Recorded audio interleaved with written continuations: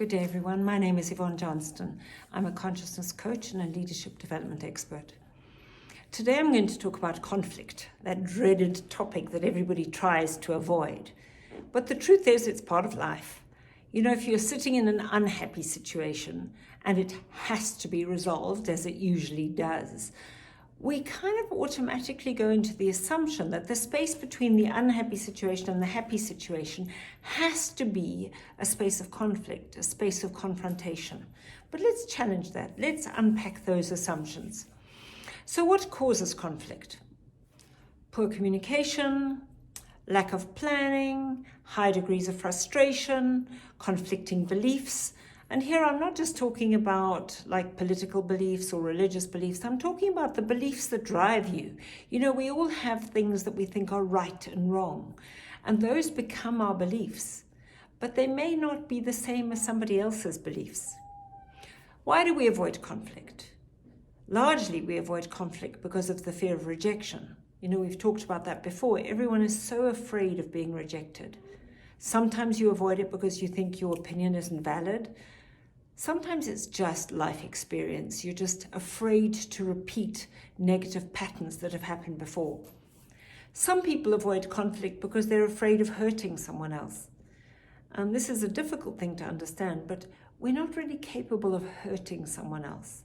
What someone else thinks hurts them. Their belief system hurts them.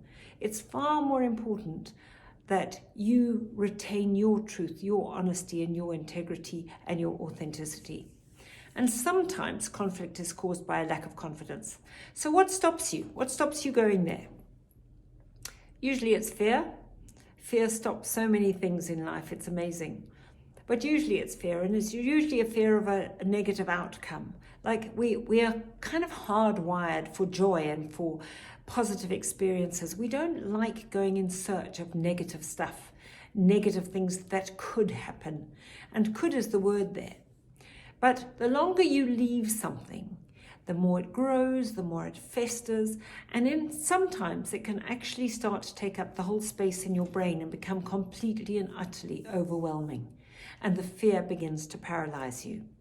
So if we get that we are wired for pleasure and attracted by things that make us feel good, we automatically shy away from discomfort. We automatically shy away from anything that has a negative emotion or a negative connotation.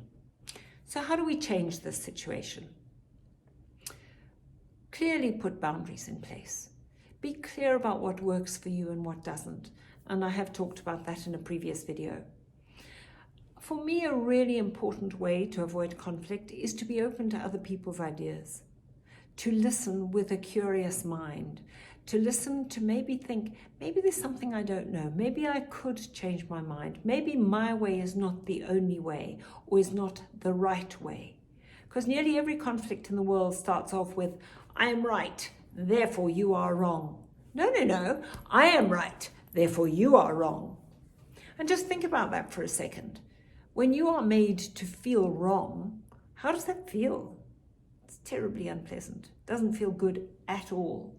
And yet when you stand on your high horse and are so determined that you are right, what you're automatically doing is making the other person feel bad. And conflict comes out of somebody feeling defensive. People feel defensive when they feel attacked.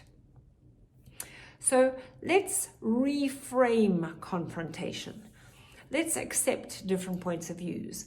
And the starting point is really to set a positive context. So when you go to have this confrontation with someone, set a positive context. Set the context that you're going to leave that room having found resolution, having found common ground, having maybe co-created something completely new. So I want you to shift your assumption from the space between unhappy and happy is confrontation to the space between unhappy and happy is conversation. And if you reflect back on your life, many of the assumed conflicts you were going to have turned out just to be conversations. So conflict can sometimes be hell of a good. It kind of clears the air. It allows other people to voice their opinions. It allows you to voice yours. So start to reframe confrontation and start to look at it through a different lens in that it could be a creator of solutions. So the questions I want to leave you with this week are: what conflicts are you avoiding? What's taking up space in your head that you could get rid of by just dealing with it now? And what is best case scenario? Sink into that. What if this conversation really turns everything around and starts to create a really harmonious, fabulous, respectful relationship? I wish you a good week.